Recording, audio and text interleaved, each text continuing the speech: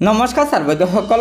ইতিমধ্যে চৰকাৰী কৰ্মচাৰী আৰু পেঞ্চনাৰসকলে জানুৱাৰী 2024 বৰ্ধিত মৰ্গীয়া বোনাছ লাভ কৰিবলৈ সক্ষম হৈছে।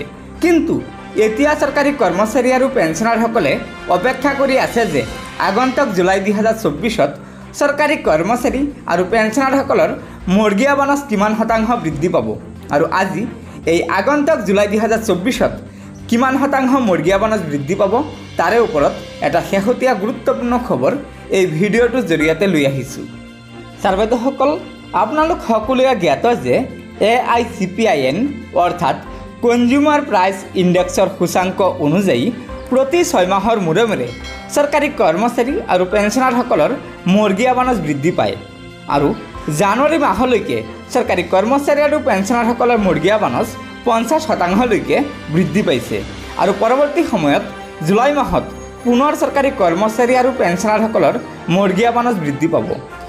জানুৱাৰী 2024 AICPINৰ সূচাংক অৰ্থাৎ কনজিউমাৰ প্ৰাইচ ইণ্ডেক্সৰ সূচাংক 29 ফেব্ৰুৱাৰীত প্ৰকাশ কৰিছিল, য'ত সূচাংক আছিল 138.9% আৰু তলত উল্লেখ কৰিছিল যে 28 মাৰ্চত পুনৰ ফেব্ৰুৱাৰী মাহৰ কনজিউমাৰ প্ৰাইচ ইণ্ডেক্সৰ সূচাংক প্ৰকাশ কৰা হ'ব।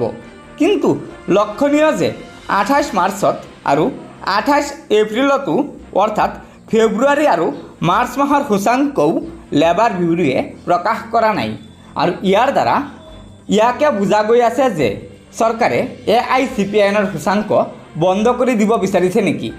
অৰ্থাৎ ডিএ 50% হোৱাৰ লগে লগে সেই সূচাংক চৰকাৰী কৰ্মচাৰীসকলৰ বেচিক পে'ৰ লগত সংযোগ কৰিব বিচাৰিছে।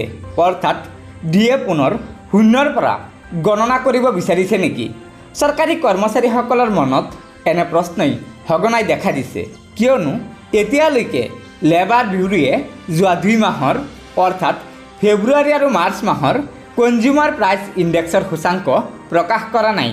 গতিকে আগন্তুক সময়ত অৰ্থাৎ লোকসভাৰ নিৰ্বাচনৰ শেষত জানিব পৰা যাব যে চৰকাৰে জুলাই 2024 ডিএ বৃদ্ধি কৰাৰ ওপৰত কেনে স্থিতি গ্ৰহণ কৰে। গতিকে ছাৰ্বৈদসকল, এয়া নিশ্চয় চৰকাৰী কৰ্মচাৰী আৰু পেঞ্চনাৰসকলৰ বাবে এটা অত্যন্ত গুৰুত্বপূৰ্ণ খবৰ। সেয়েহে লগৰ বন্ধুবৰ্গক এই ভিডিঅ'টো শ্বেয়াৰ কৰি আজিৰ এই গুৰুত্বপূৰ্ণ খবৰটো জনাই দিব আৰু নতুনকৈ অহা ছাৰ্বৈদসকলে পৰৱৰ্তী সময়ত চৰকাৰী কৰ্মচাৰীসকলৰ বিভিন্ন খবৰসমূহ পোনপ্ৰথমে পাবলৈ অনুগ্ৰহ কৰি আমাৰ এই চেনেলটো ছাবস্ক্ৰাইব কৰি ল'ব। গতিকে আজিৰ ভিডিঅ'টো ইয়াতে সমাপ্ত কৰিলোঁ। ধন্যবাদ। জয় আই অসম।